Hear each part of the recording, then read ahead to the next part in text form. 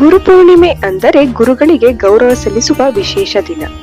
ಈ ಹಬ್ಬವನ್ನು ಭಾರತದಲ್ಲಿ ಪ್ರಾಚೀನ ಕಾಲದಿಂದ ಆಚರಿಸಲಾಗುತ್ತಿದೆ. ಈ ದಿನದ ಹಿಂದೆ ಒಂದು ಪ್ರಾಚೀನ ಕಥೆ ಇದೆ. ಆಷಾಢ ಮಾಸದ ಪೂರ್ಣಿಮೆಯಂದು ಮಹರ್ಷಿ ವೇದವ್ಯಾಸರು ಜನಿಸಿದರು. ಅವರು ವೇದಗಳನ್ನು ವಿಭಜಿಸಿ ಮಹಾಭಾರತವನ್ನು ಬರೆಯುವ ಮೂಲಕ ಧರ್ಮ, ಸಂಸ್ಕೃತಿ, ಜ್ಞಾನ ಎಲ್ಲವನ್ನೂ ಇಂದಿನ ಕಾಲದಿಂದ ಇಂದಿನವರೆಗೆ ತಲುಪಿಸಿದರು. ಅವರಿಂದ ಪ್ರೇರಿತರಾಗಿ ಶಿಷ್ಯರು ಗುರುಗಳಿಗೆ ನಮನ ಸಲ್ಲಿಸಲು ಈ ದಿನವನ್ನು ವ್ಯಾಸ ಪೂರ್ಣಿಮೆ ಅಥವಾ ಗುರುಪೂರ್ಣಿಮೆ ಎಂದು ಆಚರಿಸುತ್ತಾರೆ. ಇನ್ನೊಂದು ಕಡೆ ನೋಡಿದರೆ ಈ ದಿನವೇ ಭಗವಾನ್ ಬುದ್ಧನು ತನ್ನ ಮೊದಲ ಉಪದೇಶವನ್ನು ನೀಡಿದ ದಿನವೂ ಹೌದು.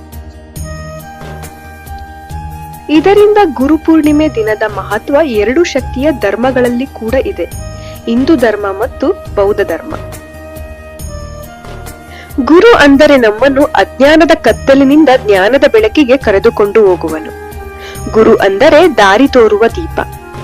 ಗುರು ಅಂದರೆ ಪ್ರೇರಣೆಯ ಪ್ರಕಾರ. ಗುರು ಅಂದರೆ ದೈವದ ರೂಪ. ತಾಯಿ ಜೀವ ನೀಡುವಳು, ಗುರು ಜೀವನ ಬದುಕುವ ಮಾರ್ಗ ಕಲಿಸುವನು.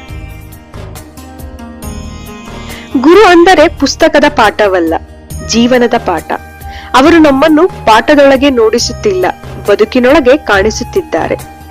ಗುರು ಎಲ್ಲಿದ್ದರೂ ಅವರನ್ನು ನೆನೆಸಿದರೆ ಸಾಕು, ಆಶೀರ್ವಾದ ನಮ್ಮ ಹಿಂದೆಯೇ ನಿಂತಿರುತ್ತದೆ. ಆ ಘನತೆಯ ಗುರುಗಳಿಗೆ ಇಂದು ನಾವು ನಮ್ಮ ಮನದಾಳದಿಂದ ನಮಸ್ಕಾರ ಸಲ್ಲಿಸೋಣ.